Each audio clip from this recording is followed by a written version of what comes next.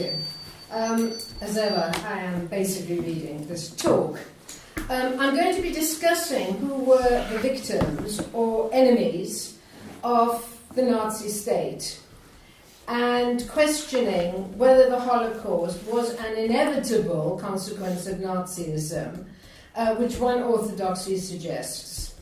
I shall end by linking what is happening now, concluding with reference to the growth of Nazism today.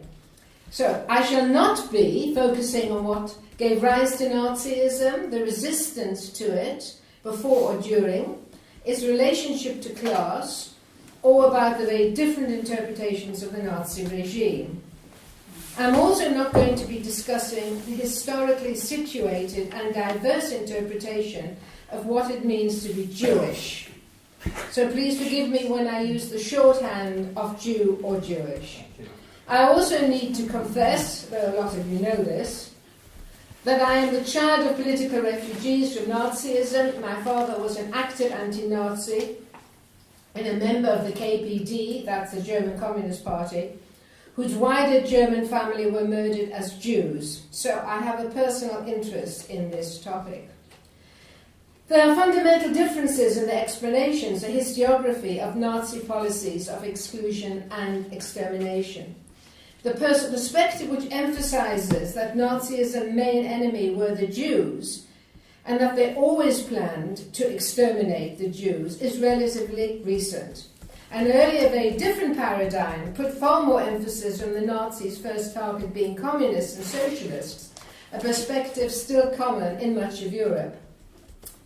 Waxman's recent book, which I recommend if you can get through about 1,200 pages, Waxman's recent book, A History of Nazi Concentration Camps, I go in for cheerful reading, is rooted in this second position, which I shall be intermittently drawing from. Waxman confirms that from the very beginning the Nazis were out to get the communists, their first enemies. Although this is certainly not the dominant view amongst commentators, as socialists, we would expect that the Nazi regime's first goal would be the annihilation of workers' organizations, and therefore the communists and trade unionists.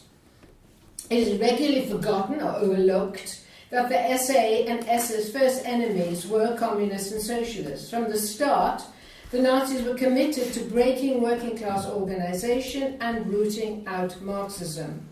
The Freikorps, who were essentially mercenaries, made up of violently anti-communist ex-World War I soldiers, were sent in by the German Social Democratic government to defeat the workers, sailors and soldiers' militias during the Bavarian uprising, led by Ernst Toller in 1919. The Freikorps successfully spearheaded this counter-revolution and became some of the Nazi Party's first members in Bavaria.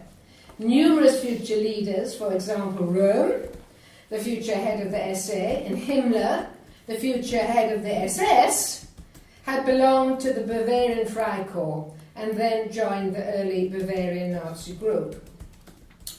The Nazis understood 1918-19 as a pivotal moment. It was, as they saw it, when the German working class deserted Germany.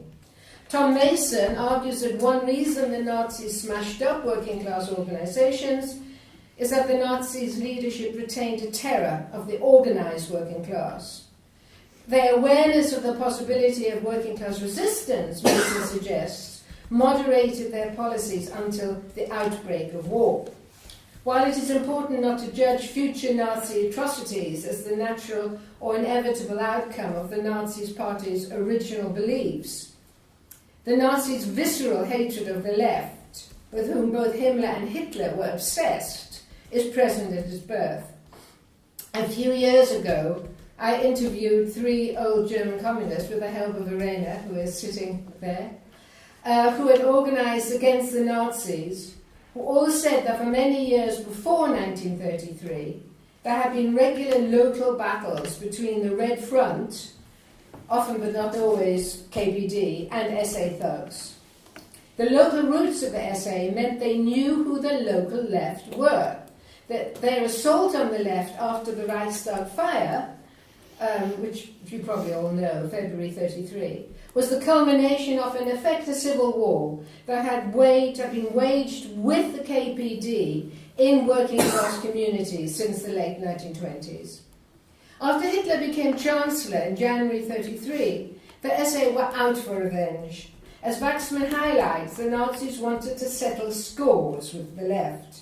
The Reichsmann fire provided a wonderful excuse for one they may well have helped design. On the night of the Reichstag fire, the SA, SS, and the police rounded up and detained hundreds of leading communists. Within days, 5,000 communists were arrested, and the German Communist Party was banned. In March-April alone, 40 to 50,000 political opponents were taken into protective custody. The SA-SS trashed town halls, publishing houses, and party and union offices, and hunted down not just members of the Communist Party, but members of organizations the KPD were associated with, for example, sports clubs, artistic and literary circles, humanist groups, etc.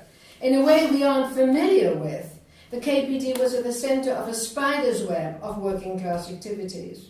In June, the Nazis banned the German Social Democrats, the SPD, the biggest opposition party, and the trade unions. About 200,000 political prisoners overall were detained in 1933.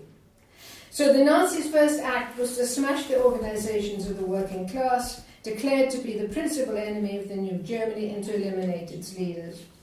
The first camps, such as Dachau, were constructed for communist prisoners, where hundreds lost their lives just in 1933.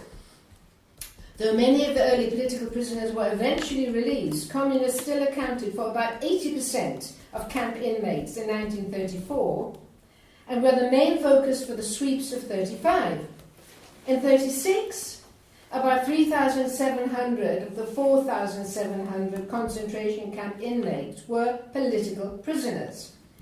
Any communists still in Germany got picked up in 1938 when political prisoners still formed the majority of camp inmates. Once war broke out, the level of violence escalated. Communist agitators were singled out for eradication. Some of the first to be systematically gassed were the political prisoners whom the Nazis had arrested from across Europe. Statistics provided me by Steve Cushon, who unfortunately is in Cuba, how dare he be, confirmed that from 1940 to 1944, the arrests and deportations from Puy-de-Dôme, that's one area of France, of politicals and resistance fighters, vastly outnumbered Jews. For example, in 1944, the worst year, the figures were approximately 500 to 80. The Nazis had an especial hatred against those who had fought in the Spanish Civil War, whom the Vichy French authorities had turned over to the Germans in 1940, and who were subject to the most extreme treatment. In 1940, Heydrich ordered 4,000 Spanish Republican prisoners should be taken straight to Mauthausen, at that point the most punitive of the camps, where about three-quarters died in the first year, mostly killed by their work in the stone quarries.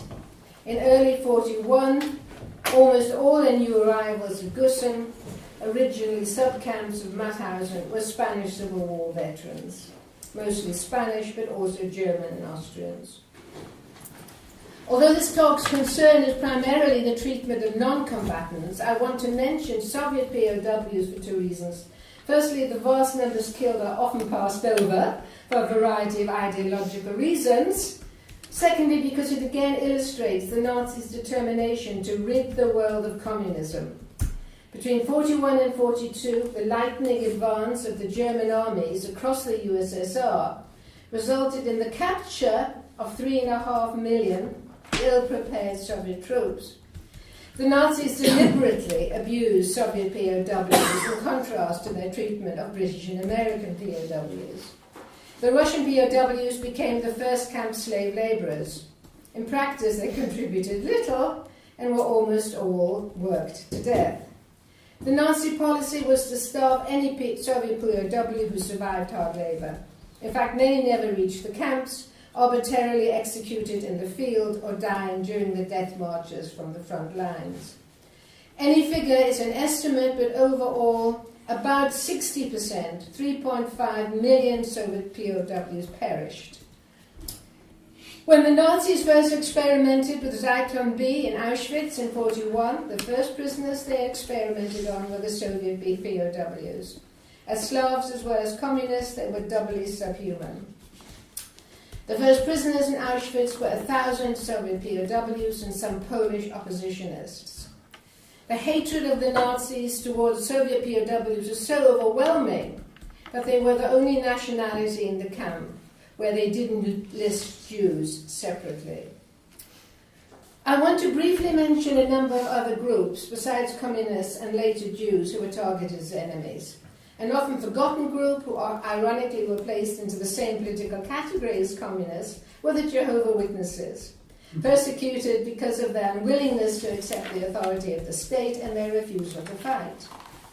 There were a significant number of other outsider groups who were the enemies of Germany. About 100,000 homosexual men, mostly Germans, were arrested for decadence and moral decay, of which an unknown number were castrated, people forget about that, and 5,000 to 15,000 sent to the camps, so the number murdered is unknown. Although not regularly placed in camps, a group categorized as genetically inferior were the so-called mental defectives, the useless eaters, whose treatment is still regularly overlooked in Germany as well as elsewhere.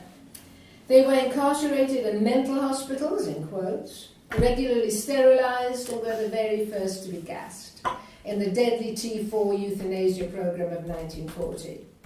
It is often argued that the Nazis learned a lot from this first experiment in gassing. Indeed, the doctors and technicians who developed its early use were to play a crucial role in the later death camps, something Waxman really emphasizes. A figure which deserves far more attention is that about 6 million Poles, seen as racially subhuman and occupying the very land that the Nazis wished to colonize, perished. Almost all were civilians, about half of whom were Jewish, but half were not. Tens of thousands,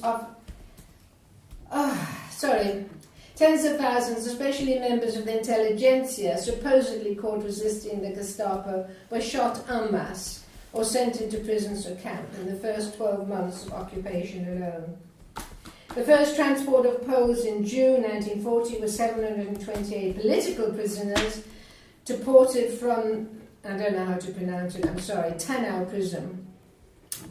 Altogether, about 150,000 Poles were deported to Auschwitz alone.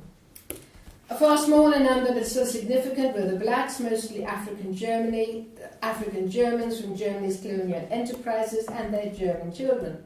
Another inferior race or contaminant who were systematically persecuted. At least 500,000 Roma were sent to the gas chambers and many others were sterilized. Although the figures vary significantly, about 23,000 died in Auschwitz alone. They're falling under the same racist laws as the Jews, seen as racially inferior and work shy. What I want to focus on now is the rarely fully acknowledged fate of the asocials. The Roma were seen as asocials. These degenerates highlight the degree to which the Nazis' priority needs to be understood as economic, as well as or even as opposed to ideological. This heterodox group included the work-shy, alcoholics, drug addicts, prostitutes. I mean, this is their vocabulary, of course, not mine. Nonconformists and pacifists.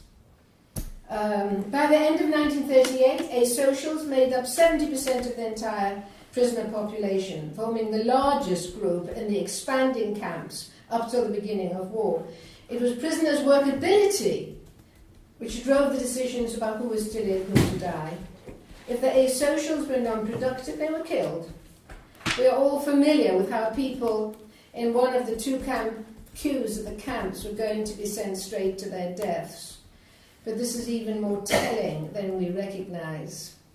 Between 38 and 45, the camps were increasingly seen as a separate SS economy, using forced or slave labour, a policy pioneered by Himmler. Camp inmates were used as slave labour in many of Germany's commanding industries, for example VW and IG Farben. And to quote Waxman, an active partner in the policy of annihilation through labour at Auschwitz. And in the last couple of years of the war were used extensively in preparing for and creating armaments, including the V2 missiles.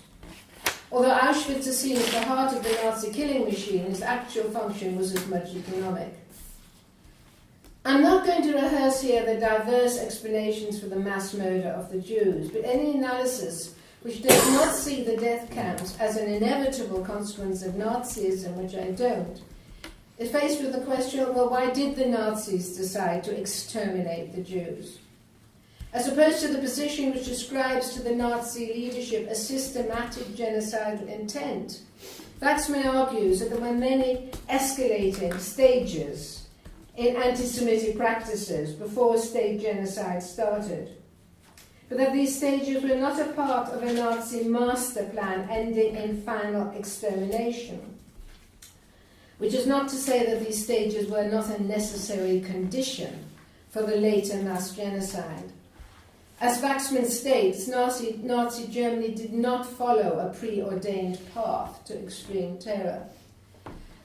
The chronology provides some clues. From 1933, legislative discrimination against Jews in Germany meant Jews lost their legal rights and their assets, but not generally their lives. In the first years of Nazism, only about 5% of those detained in camps were there because they were being defined as German Jews, and until 1938 most survived.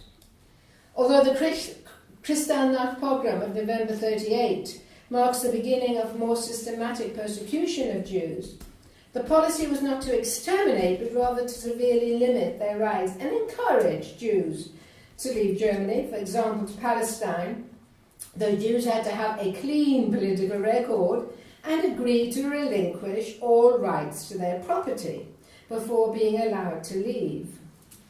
Up to the outbreak of war, Jews who were already in the camps were still generally given the option of leaving Germany if they could afford to and could find somewhere to take them. The policy at this point was not extermination, but expulsion. It was Germany's takeover of Poland, the product of the Nazis' colonial aspirations and the first of their racial wars, which pushed racialized stereotype up the Nazis' agenda and marked an increased intensity in the application of anti-Semitic policies. Nazi policy was now the ghettoization of the Jewish populations and other enemies of the state into Nazi-occupied Europe, especially Poland. Hundreds of Poles and Germans were detained in forced labour camps and ghettos, the largest in Warsaw, which now held 500,000 Jews, far more than, at that point, the camps. In theory, productive Jews were still exempt from imprisonment. Even by 1943, most European Jews were in ghettos, not camps. Though conditions there were subhuman and Jewish prisoners had become a prime target, death through attrition is still distinct from systematized murder. Up till July 1942, argues Waxman, Himmler's interest in Auschwitz was still more to do with the SS economy than the annihilation of the Jews. Indeed, Jews were seen as the Soviet POWs' natural replacement as slave labourers in Auschwitz and elsewhere. Mass gassing was yet to come. Although historians don't agree on exactly which decisions were taken when, Waxman sees the time straight after the Wannsee Conference of January 1942 as decisive. At this conference, Heydrich, who I'm glad to say was later murdered, but at great cost, the director of the pivotal Reich Security Office and the SS leaders finally gained, this is me, not Waxman, finally gained the supine cooperation of the old German state bureaucracy to deport Jews to the camps. Although it seems the policy of extermination was not explicitly spelled out Wannsee provided an ideological green light, though not an instruction. On January 25th, 1942, Himmler determined that 150,000 Jewish people should be deported to Auschwitz, but as slave labourers rather than to be gassed. But on July 19, 1942, Himmler issued the crucial order that the entire Jewish population in the general government, that is the Nazi-occupied part of Poland, should be resettled. For the first time, thousands started to be gassed. The next turning point was the Nazis' unimaginable, that's to them, unimaginable defeat at Stalingrad in 1942. Now the Nazis drained out the ghettos and prisons into the camps, arguably because of their need for slave labour. But at this point you can start to spot a dilemma, amongst the Nazi hierarchy. Their intensifying need to maintain industrial and agricultural output versus their intensifying obsession with getting rid of the Jews. Though Auschwitz is the camp we most associate with the Holocaust and the mass killing of Jews, from 1942 it continued to be the hub of the SS forced labour programme. After the encirclement of the German Sixth Army in Stalingrad and losses in North Africa in 1942, Himmler wanted to bolster his slave labour programme necessary for arms production and to repair war damage. In January 1943, he instructed the police to deliver 50,000 new prisoners to the camps, in particular Jews to Auschwitz, but also non-Jews, especially Soviet and other Slav prisoners from across Europe. This led to a rapid rise in the camp population from 1943. I didn't know this till I read it the other week. Many were already weak or sick, and over half died naturally. Though the contribution to the war economy of these slaves remained marginal, the policy was one of work to win, which Waxman sees as a major contributor to mass deaths. Indeed, it is impossible to know whether more Jewish prisoners were killed by impossibly hard work, starvation and disease, or in the gas chambers. Faced with unimaginable defeat, the anti-Semitism of many of the camp commanders was now fueled by a lethal hysteria, argues Waxman, which, to use my phrase, became a scorched person policy. Auschwitz represents one of the contradictions of the heart of Nazism, between the ideological goal of destroying the Untermensch and using those fit enough to work to further Germany's economic interests. Waxman argues that for Nazi hardliners, the goals are not inconsistent. Economics and extermination were two sides of one coin, as it was only people not fit to work who were exterminated. I've got a slightly different emphasis, and what I suggest is that although acute anti-Semitism was always a factor, up till the last year of the war, the ideological was still trumping the economic. The manhunt across Europe, sorry, I shouldn't have said still, the ideological was trumping the economic. The manhunt across Europe continued till the end of the war. In 1943, there were about 300,000 prisoners in the camps. In mid-1944, 500,000, and by January 1945, 700,000. I mean, it's just unimaginable, this stuff. Indeed, the number of camp inmates overall was at the highest point in January 1945, when even the SS zealots knew Germany had lost. On January 15, 1945, on the eve of its evacuation in anticipation of the Soviet advance, a record 700,000 prisoners were registered at Auschwitz. There was a final killing frenzy in the final months of the war, made more possible by the collapse of an even notional supervision of the camps. In the final escalation of violence in the last weeks before defeat, the SS returned to killing by shooting surviving political prisoners and resistance fighters in their unachievable final attempt to rid the world of Bolshevism. The increase in camp numbers in 1944 and 1945 cannot be reduced to Himmler's drive for slave labourers or an economic rationale. there had been a transition to the practice of mass extermination of Jews.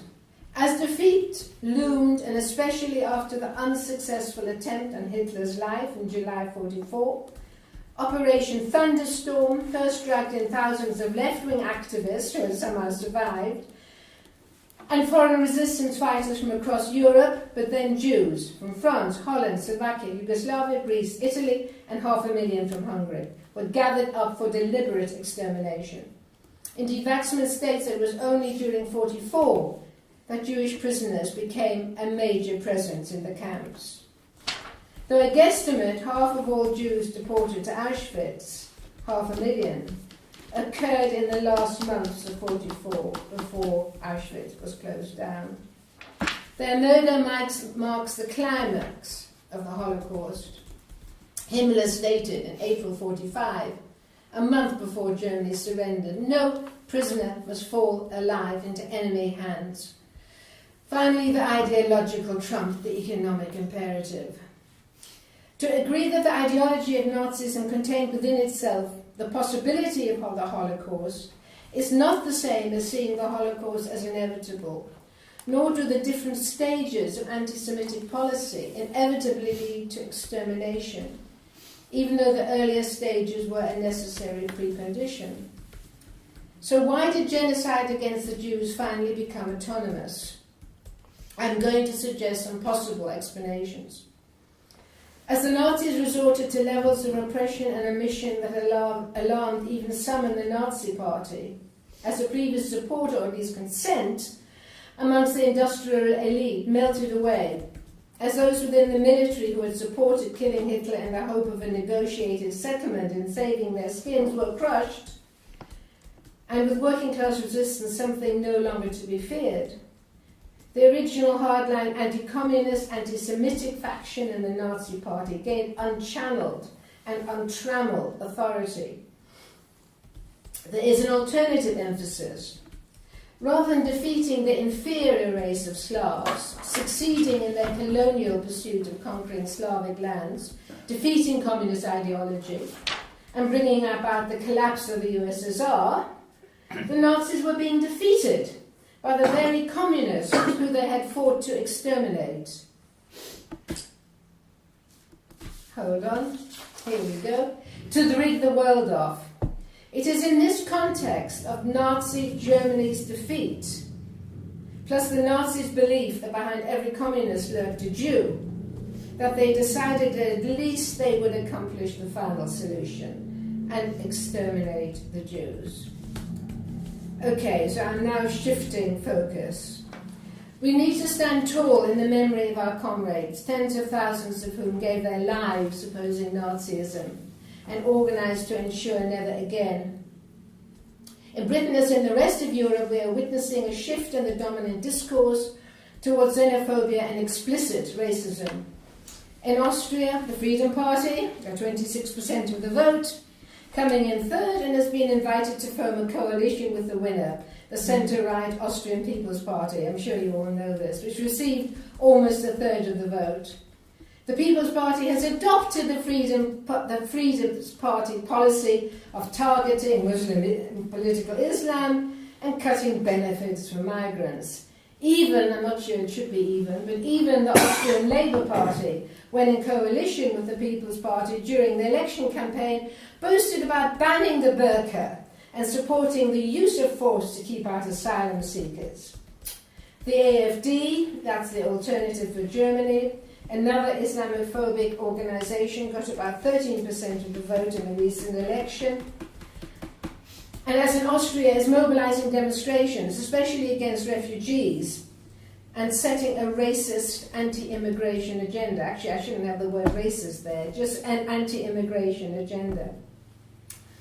I don't have time to analyse the significance of these organisations, but what I hope my talk shows is that when their members claim not to be Nazis, as some do, because they don't want to exterminate Muslims, just to keep our country for ourselves, remember this: the Nazis did not set out to exterminate the Jews.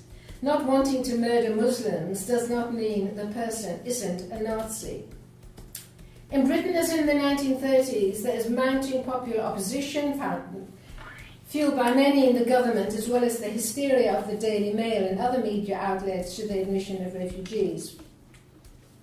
As in the 1930s, it is refugees and migrants who are taking your jobs and pushing down wage levels. Before it was the Jew, now it is the Muslim.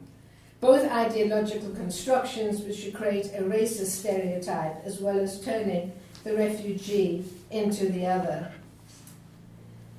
The UKIP-like entry restrictions by the government on refugees, the supine behaviour of the media is legitimating a hostility towards the outsider, the enemy at the gates.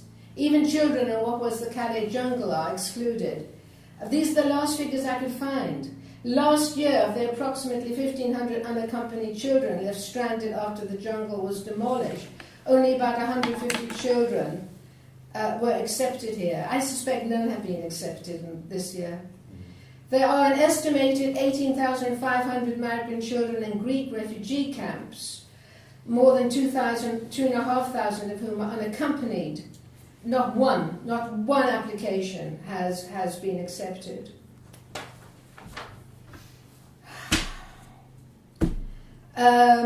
Plus the way the British government is treating EU nationals and so on. You know it. In a period of increasing economic insecurity and inequality, we need to oppose whenever and however possible any form of racism. But have no doubts, if a neo-Nazi government holds power here, we will be the first of its many victims. Thank you.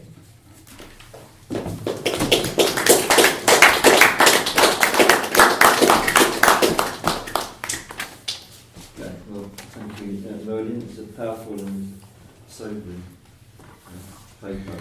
It wasn't fun to write, either. No, sure.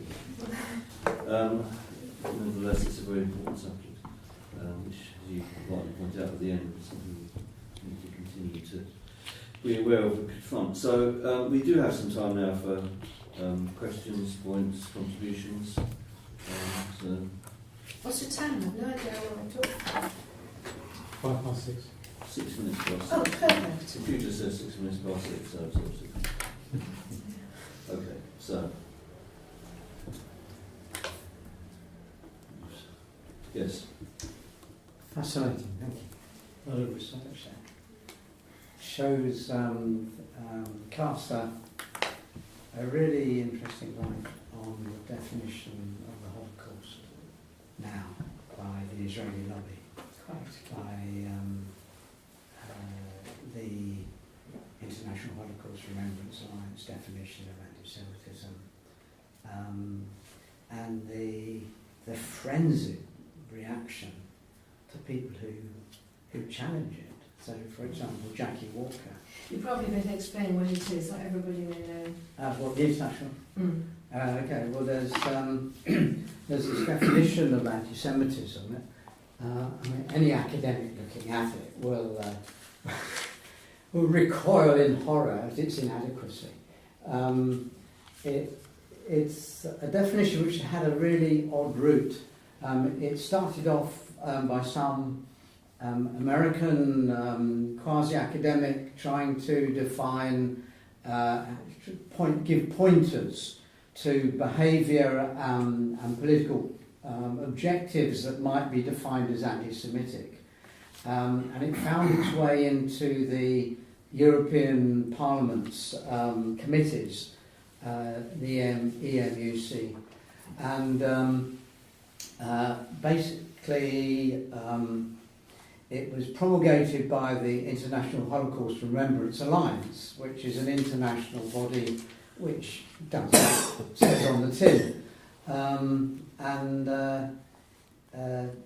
The problem is that apart from having a really inadequate definition of anti-Semitism in about 40 words at the beginning, which, for example, excludes problems like discrimination, and says hatred may be expressed, may be an expression of anti-Semitism, may be an expression of hatred. Really odd language. It then proceeds with 11 examples, 7 of which define criticism of Israel, one form or another, as anti-Semitism. So it's what it doesn't do is mention Zionism at all, which is quite interesting. But it's being rolled out by the Israeli lobby, so that Theresa May has adopted this definition, and it's being rolled out across local authorities for adoption, attempting to get universities to adopt it. Although Universities UK has sent round a criticism of it. There was a very scathing criticism of it by leading human rights QC, Hugh Tomlinson, and an even more scathing one by Sir Stephen Sedley, retired appeal court judge, both of whom are Jewish. No, Tomlinson's not Jewish, but Sedley is.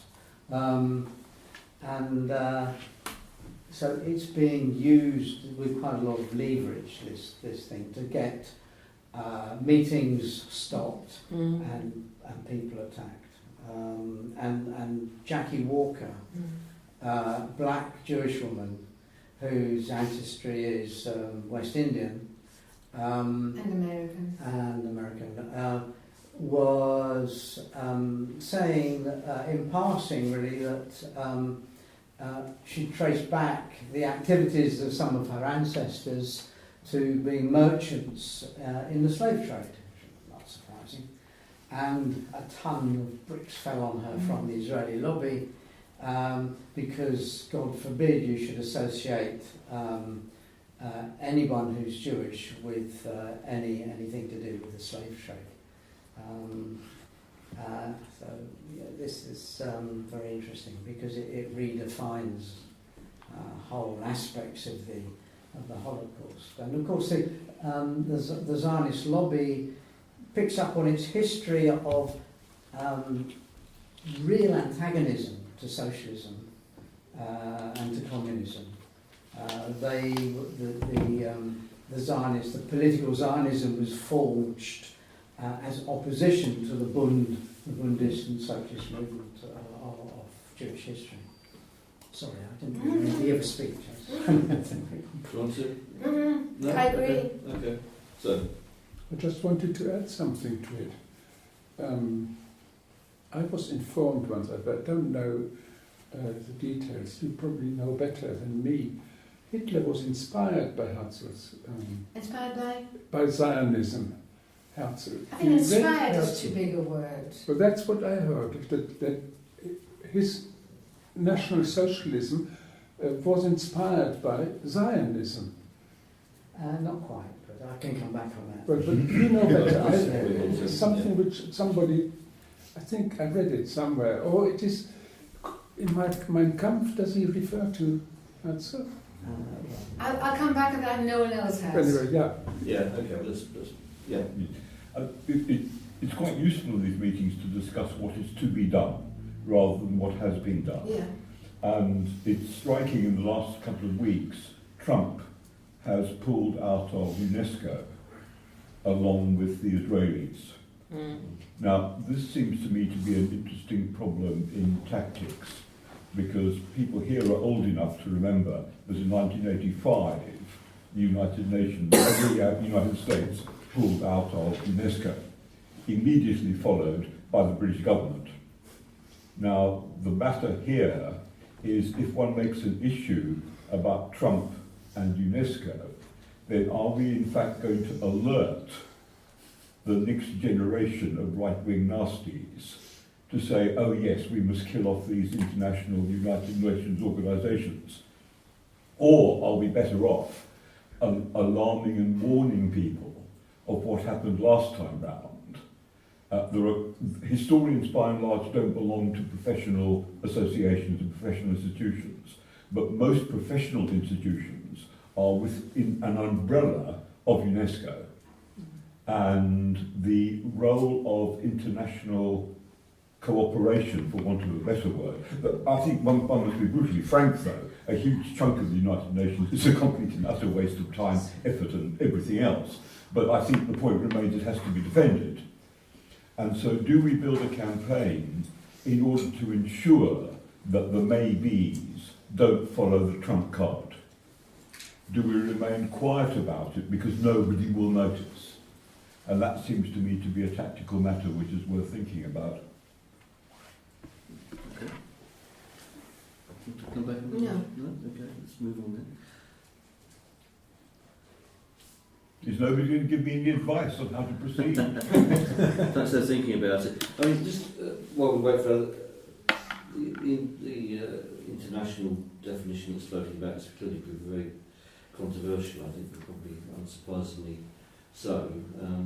It was interesting to note, however, that the whatever it is that they're trying to get funding to build a sort of Holocaust memorial somewhere in the vicinity of Parliament. I have to look with, I wonder where this is coming from, and it very explicitly included quite a wide range of sort of, prejudices and racism, Islamophobia and so on.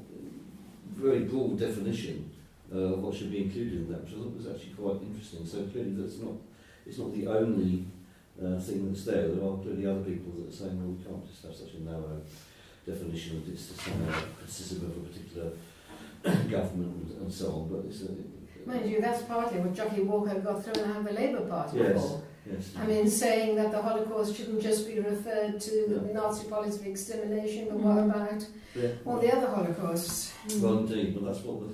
So this is what this monument is about. The spokesman for it appeared to be a bull, so it's kind of quite interesting. So. He wants to speak. Okay, but not too long because we've already had a vote. Yes, sorry. Well, just to come back on your point, interesting, because I just wrote a reply to Andrew Neil, who made some outrageous, stupid statements at a meeting of the Holocaust Remembrance Education Trust, where he said that this relationship between Zionism and Nazism was the work of obscure Trotskyite historians. And that's possible. And I had to say, actually, this account is written there by Yaaf Weiss in the Shoah Resource Centre at Yad Vashem. It's in the works of historians at the Obeck Institute of Jewish Studies at Bar-Ilan University. Eichmann's agreement with the Zionists is recorded by Hannah Arendt. And many more, Edwin Black and David Yisrael. So it's a well-established history, and it was really the Hasbara Agreement, the Havara Agreement, and that was instituted really by the Nazis concerned to break the Jewish boycott of production of Nazi goods.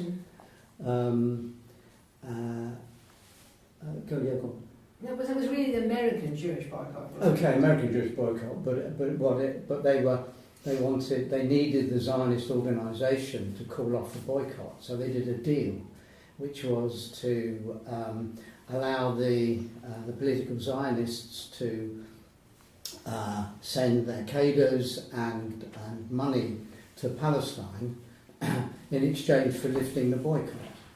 And Eichmann in his diaries said this was this 20,000 people was a small price to pay for quiet in the transportation to the camps. I mean, it's that bad. And so it was economic. It was about economics. And Eichmann became a convert. It wasn't Hitler. I mean, Ken Livingstone unfortunately got his history wrong, which he got tripped up on. But it was Eichmann who went to kibbutzim and became very much enamoured of Zionism because its racism mirrored the racism of fascism. That's what I mentioned. Yeah. Thank you. Other thoughts? Otherwise I might say something else. Yes, go on. Yeah, but if nobody, I didn't want to intervene twice, but there's another point which I missed out on, which is plays a great role in my perception of the relationship between Hitler and the Jews. the intelligentsia in Germany, in the Weimar Republic, was really dominated by Jewish individuals. Literature, painting, music. I mean, economics, Rathenau was killed. I mean, it was a literature and it was music and so on. They were all a bit close to communism, but they were not communists, most of them. Rathenau certainly was not a communist. Who? I thought you mentioned Rathenau.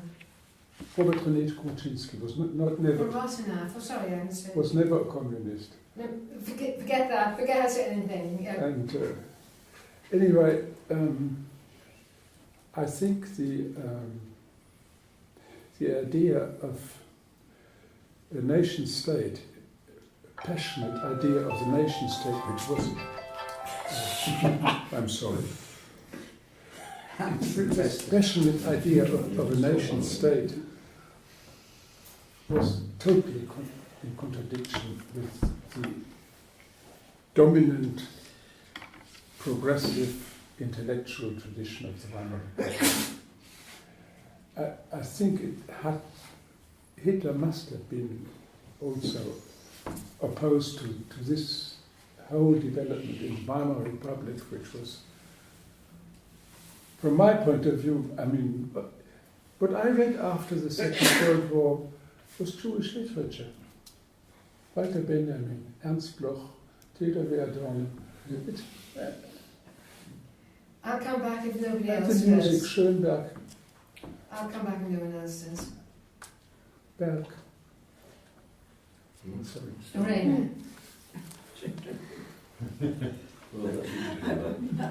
I mean, I'm a bit suspicious of that. I mean, I'm not, I don't know the statistics, you know, I don't actually know enough about German cultural patterns. But, you know, what I do know is that there was a very strong left intelligentsia, some of whom were Jewish, but I mean, they were only one stratum within the society. I mean, there were other, you know, there were many other intellectual strata that weren't left-wing at all. And in fact, you know, one of the things the Weimar Republic is known for is not its left-wingness, but its kind of sexual libertarianism. And I mean, you know, I think one can see that just as much as dominating the discourse. I'm not sure everyone agrees with me there. So I think that there was a very strong right nationalist perspective, which wasn't just being expressed by the Nazis may have taken it to a greater degree, but there was a strata there which were of, you know, nationalistic intellectuals. But somebody come to my rescue here. Well, it's not a rescue. I think there's a problem, which is what I thought you were going to talk about tonight, but you didn't, which is in the lead up to 1933, and then in the period immediately after 1933. How did the resistance collapse quite so catastrophically? I've talked about that in the past. So, well, that was the title of the programme tonight, you see. And I called it Panofsky's Pals, because there's a bunch of people who are disastrously wrong in their opposition to the Bolsheviks, who then escape very quickly. People like Hayek, Panofsky, from around here, Pevsner. It turns out that they're all friends, that there's a bunch of them. And they're not, I mean, whether they're Jewish or not seems to me not the central question. The central question is they have the wrong politics. Yeah.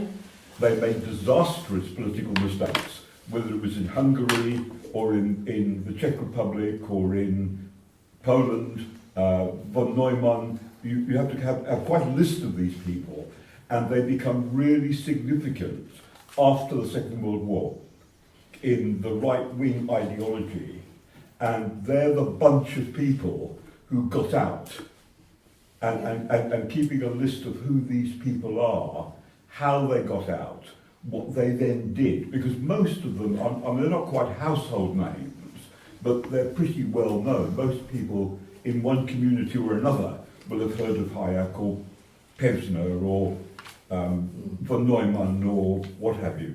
And I think that's the really difficult problem, is that they made such disastrous political mistakes, they then ran for it. Whereas Warburg had just died, Saxel came slightly later, but they formed the art historical, art history, quite a number of academic disciplines have had their sort of eggs laid by these people.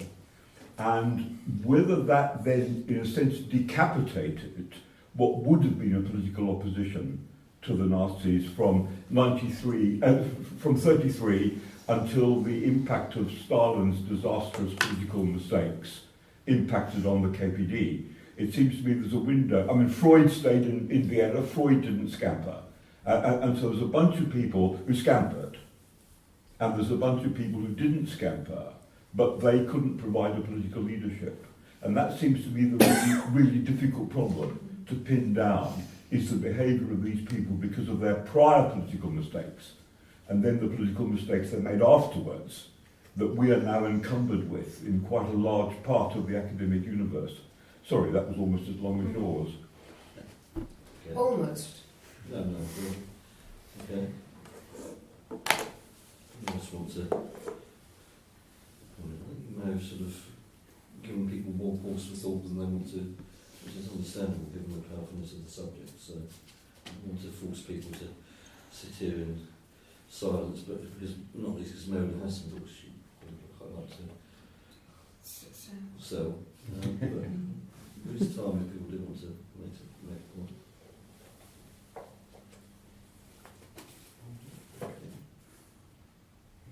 Well, do you want to say anything? Yeah, no, he's one person. Yeah. Someone Sorry. there as well. Yeah, go on. Good. No, you can use one. No, go on, and then you can go on. Go on.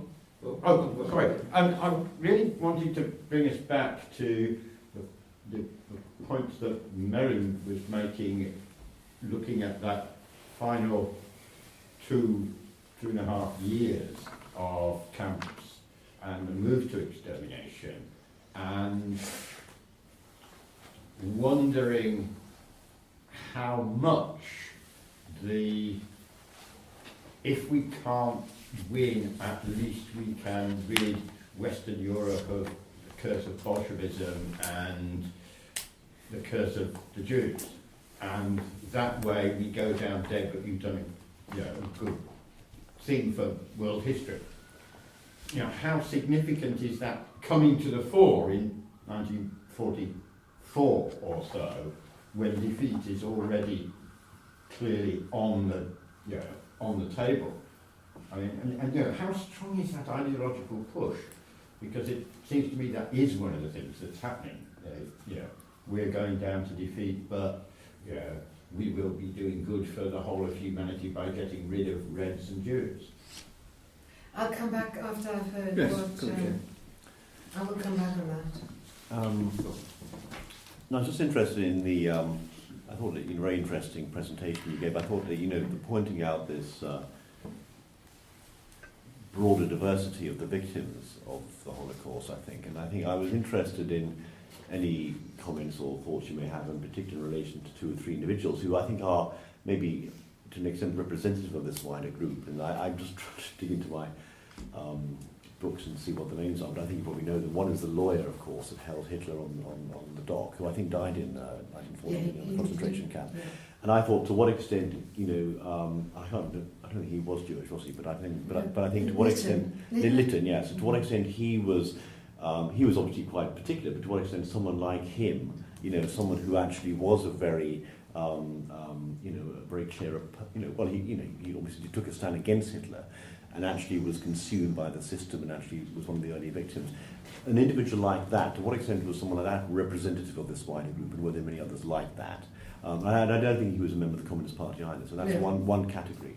The other actually is someone else whose statue is just around the corner, of course, in Gordon Square. The SOE agent, or Muslim woman who was killed in Dachau, I think, in a concentration camp, the SOE agent who was arrested in 1940 and spent, she's got her statue here just around the corner in Bloomsbury, Gordon Square.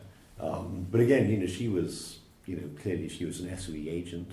She was arrested in 1940, one of the first women to be arrested, and I think died in 1944, I think, in Dachau. But I think, again, my question there is, to what extent is she also representative of a different kind of, a broader, in her case, she was clearly, clearly she wasn't Jewish, clearly she was a military individual who was in the concentration camp. But again, I think she was actually shot, actually, in her case. So these are two very different individuals, but I just flagged them both, and I'd be interested in your response to what extent do they shed light on this broader canvas, if I can put it that way, of individuals that actually, we are beyond the traditional focus on the Jewish victims of Holocaust. Well, I think you know more about it than me. But, I always knew that the Nazis were primarily or political because of my own background. But when you start reading about it's so overwhelming that actually, they hated the left. And one of the groups which I didn't mention, if you were thought to be an enemy agent, you had it. If there was any suspicion at all that, you were not pro-patria. I think that's one of the reasons why they I know this is not what you asked, but why they so particularly hated the Spanish Civil War veterans. Because, this was a group who, they didn't conform to anything the Nazis wanted. They had fought against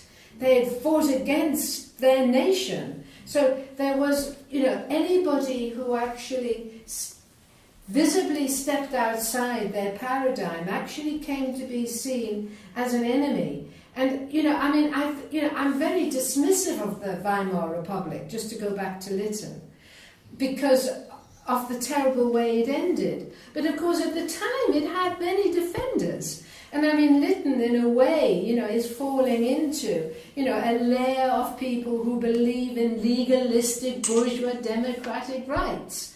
That's Lytton's stable. He actually wants the Weimar Republic to work.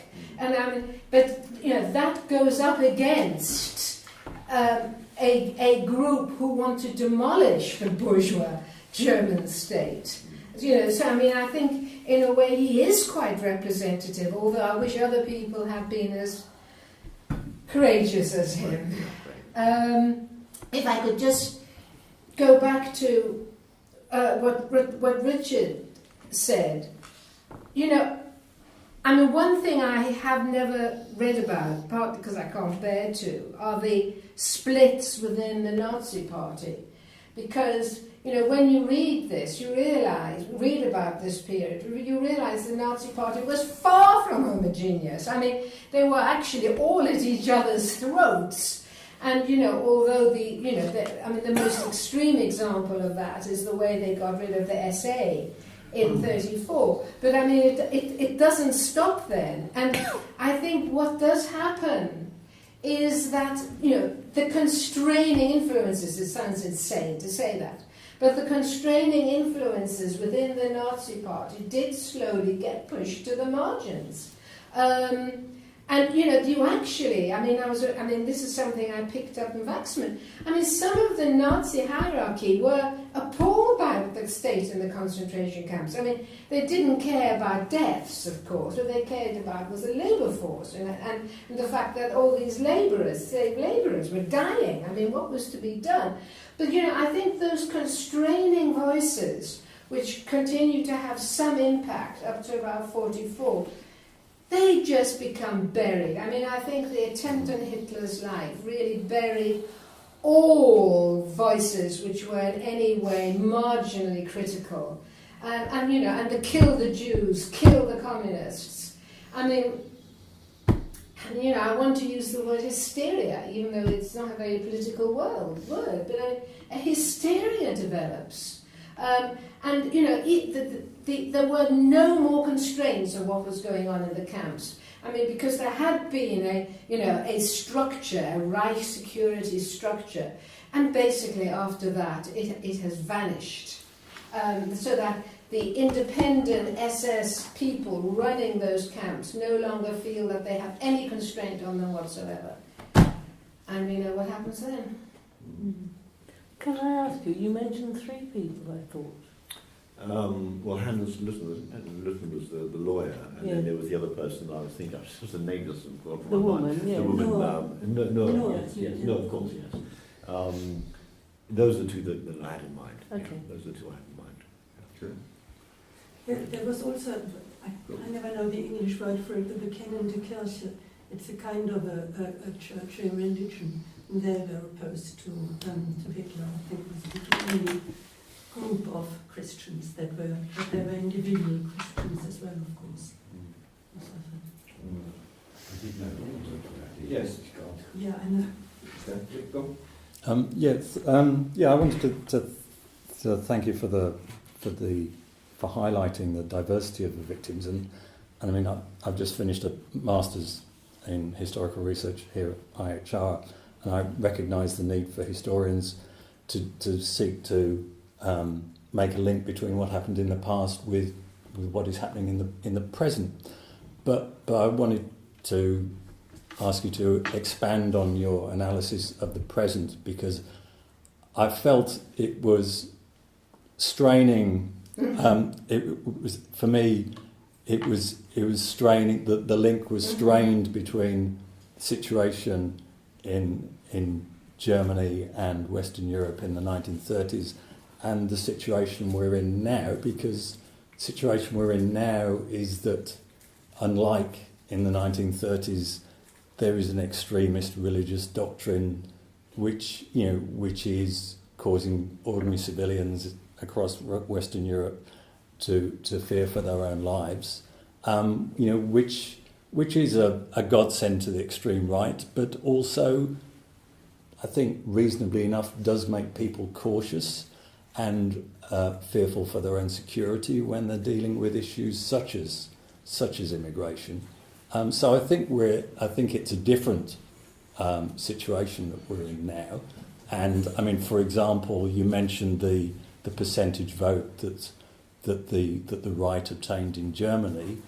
I mean, I don't think that they would have got that higher vote if if Merkel hadn't decided to let in 1 million people who were a mixture of genuine refugees and asylum seekers, but also some opportunists and some people with a radical agenda, without sufficient security vetting at the time. I think that was a genuine concern and has generated a vote for a more anti-immigration dimension within German politics. So I think it is more complex, but I understand the wish to make a link with the past and the present. But I just invite you to expand on your analysis of where the similarities and differences are between the present and the past. Okay, bye-bye. Two responses, and then hopefully other people will also respond.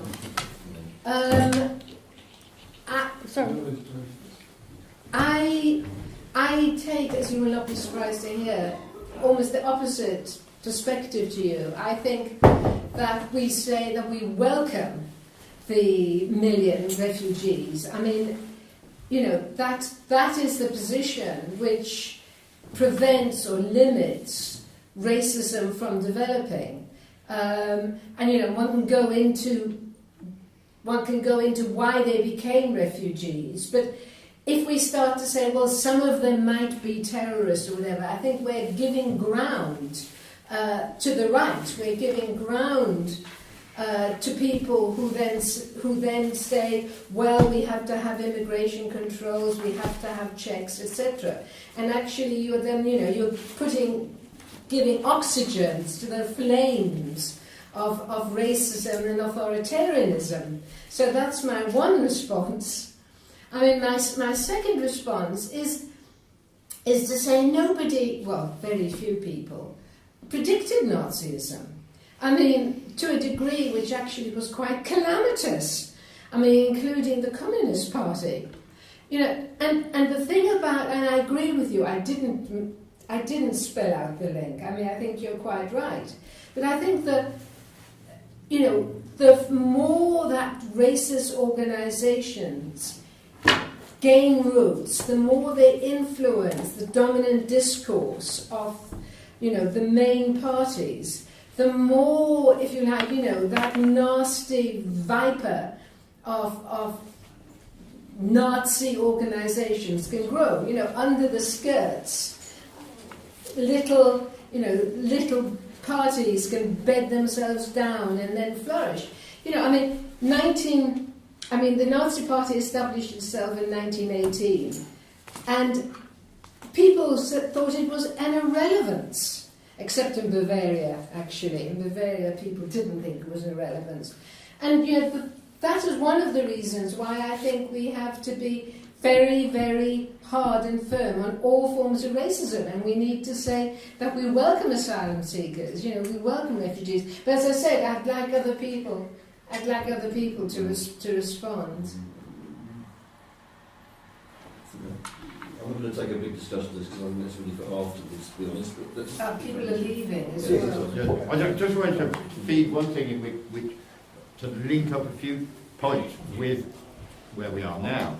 I mean, one of the things in terms of what Merilyn said about, you know, the last phase of Nazism is that, you know, from around 1930 onwards, a significant section of the German ruling class had decided that Nazism was useful.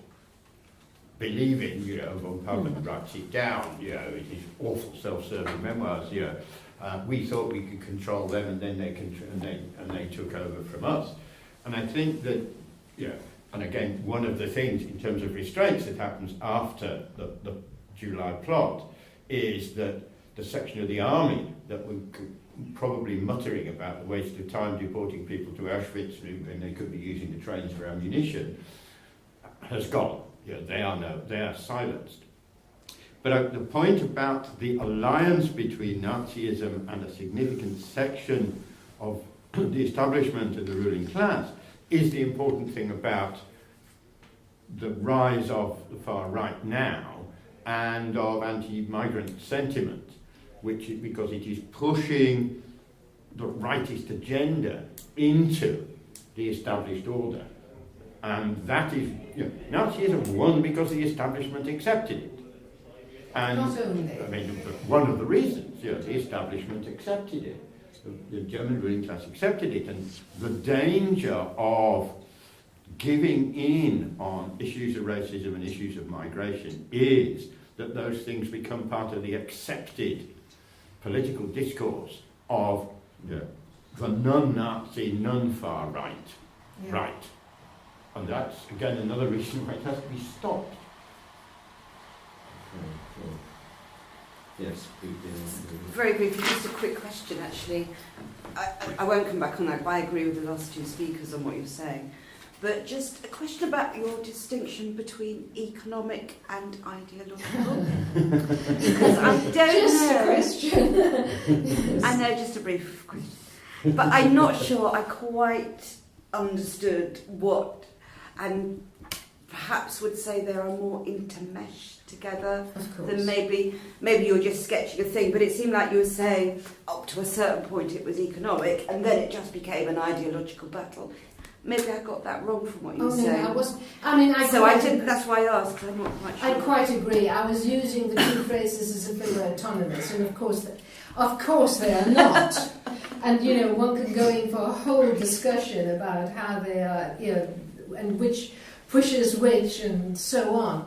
But I didn't mean to say what you heard me to say. Oh, right, okay. I didn't mean to say that it was first the economic and then the ideological. What I was trying to say is that it was both, but that the economic was still, if you like, pulling the ideological till in the end, actually. I mean, there is no economic rationale to the final solution. There is none. And so, I mean, I was trying to look at it in terms of a tension in which the ideological then became dominant. Okay. But yeah, that makes more sense. But you're right. Timothy Mason, The Primacy of Politics, written about 1970, 71, 72, something like that. I mean, his argument all along is that the Nazism was ideological, was political, was not necessarily economic. I mean, he goes into the whole business about the... Sorry, who Timothy Mason. Oh, yes. The Primacy of Politics, written 1970, 71. 70s, I mean, really recognised, I think, as a seminal article. Absolutely. I mean, he is saying that I think he was arguing against a purely economic case of argument for Nazism in the sense that, the whole business about the mass slaughter of people who are basically potential labourers. I mean, the actual colossal resources that was being taken up in transporting these people, it was from a purely economic point, totally senseless. And yet it was... And from a military point of view, yeah, well, from a resource I agree with you, I don't disagree with you. Well, all right. But, I mean, the other thing that I sort of keep coming up is this notion of Jewish Bolshevism. It seems to me you can't understand the ferocity with which the Germans and the Nazis fought the Second World War without understanding the link they made between Jewishness and Bolshevism. And the crazy part about it all, almost totally bloody senseless, is the way that under Stalinism, the concept of the cosmopolitan, I mean, Christ almighty, I mean, I'm sorry, but it's almost as if the two were mirroring each other in a way. I mean, it's, if you read Helen Dugmore's novel on the siege of Leningrad, she prefaces it with a letter, she cites a letter which Hitler wrote to the high command around Leningrad, which was, but he basically gave the order, raze the place to the ground, destroy everything, not just the housing, but the industries, port facilities, the whole lot. Even though he admits in the letter that this is actually there were obviously part of the German state actually wanted the port facilities. They wanted the factories, but he says no. It has to be flattened, totally flattened. I mean, it's. But as I say, that link between the Jewishness and internationalism. It was there all along. It was there at its birth. Yes, it was there at its birth. It seems to me you can't understand the whole movement. I mean, as Mason, long ago points out, you can't understand it without understanding the way they link the two. And also, in fact, it wasn't unknown to me that the first people who caught it and the people who were experimented on, Zyklon B was originally used against communist political prisoners, wasn't it? I mean, how the hell does anybody miss that? But as I say, the whole tragedy of it is the way that Stalinism used this notion of cosmopolitan. You just think, for God's sake, what do you think you were doing? Does anyone else want to pick up any points from that? Yes. I'm not sure we want to start on Yeah, I know. because Well, I mean- it's a rather separate matter, weight related. So, but do you want to come back? I mean, I'm not going to come back to your general point, but just my father came from Bavaria. So, you know, when you start to read about the roots of the Nazi Party in 1918, I mean, you're absolutely right. I mean, they have right from the beginning, they're equating Bolshevism with the Jews. I mean, it starts from the very first pronouncements, and they never separate them out again. You're quite right. I'm not sure I agree with your last point, but I'm getting tired. And I don't think that's what today is about anyway. No, quite. Okay, well I think we'll call the formal session to a close here. Thanks to Merilyn for a very interesting and thought-provoking paper.